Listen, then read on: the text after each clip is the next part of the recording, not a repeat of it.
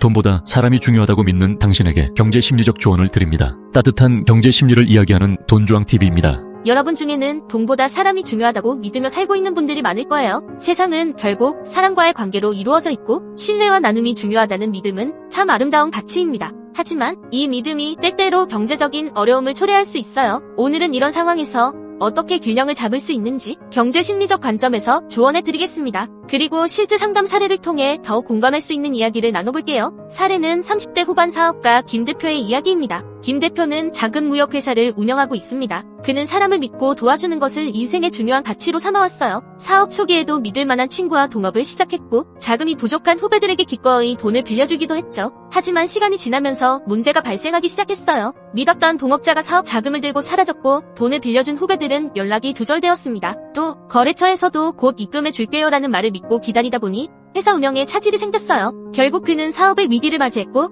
신뢰했던 사람들에게 배신당하면서 큰 상처를 입었습니다. 김 대표는 고민 끝에 경제심리 상담을 받기로 하고 상담실을 방문했습니다. 그는 이렇게 말했습니다. 저는 돈보다 사람이 중요하다고 생각했어요. 그런데 이제는 사람을 믿기가 무서워요. 그래도 의심하면서 사는 건 너무 피곤한데 어떻게 해야 할까요? 경제심리 관점에서 조언을 드렸습니다. 경제심리적 관점에서 신뢰는 주되 안전장치는 필수라는 것을 말씀드렸어요. 김 대표처럼 사람을 믿는 것은 좋은 일이지만 신뢰에도 구조적인 장치가 필요해요. 사람을 사랑하고 또 신뢰를 기반으로 하되 계약서를 작성하고 보증을 받는 등의 안전장치를 꼭 마련하세요. 그리고 감정이 아닌 기준을 가지고 판단해야 합니다. 사람을 믿고 돕는 것은 감정적인 선택일 때가 많아요. 하지만 중요한 경제적 결정에서는 객관적인 기준이 반드시 필요합니다. 돈을 빌려주거나 동업할 때 상대방의 신용도와 재정 상태를 냉정하게 평가하세요. 그리고 또 선한 거리 두기도 필요합니다. 경제적 문제로 인해 관계가 틀어지는 경우가 많아요. 사람을 돕는 것은 좋지만 본인의 경제적 안전이 무너지지 않는 선에서 해야 합니다.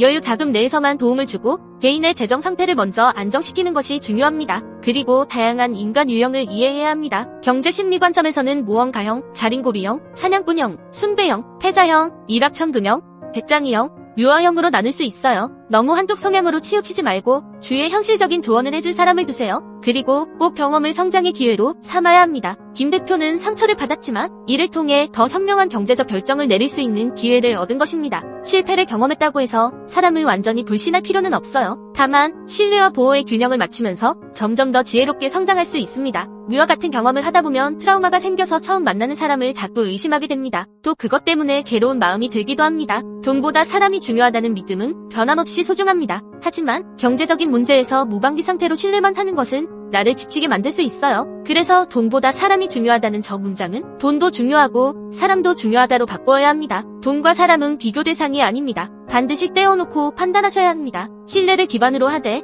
늘 경제적인 행위를 할 때는 안전장치를 마련하고 감정보다 객관적인 기준을 적용하며 적절한 거리 두기를 실천하는 것이 필요합니다. 김 대표는 상담 후 이런 말을 했어요. 이제 알 것 같아요. 사람을 믿되 저를 지키는 방법도 배워야 한다는 걸요. 여러분도 신뢰와 경제적 지혜의 균형을 맞추며 건강한 관계와 성공적인 삶을 만들어 가시길 바랍니다. 혹시 비슷한 고민을 하고 계신다면 댓글로 여러분의 생각을 나눠주세요. 여러분의 이야기가 또 다른 분들에게도 큰 도움이 될 거예요.